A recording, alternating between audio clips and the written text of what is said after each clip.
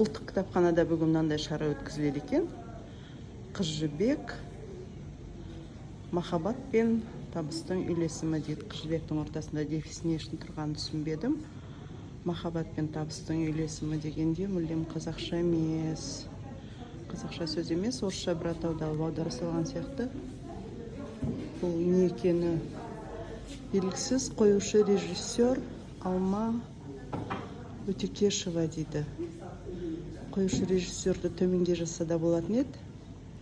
Қыз жібек пен Төлеген төбесіне шығарып қоймай. Жанры, егер кездесу болса, енді қоюшы режиссер дегесін бұл не екен? Директ фильм деп жазылу керек. Онда ешқандай жазу жоқ.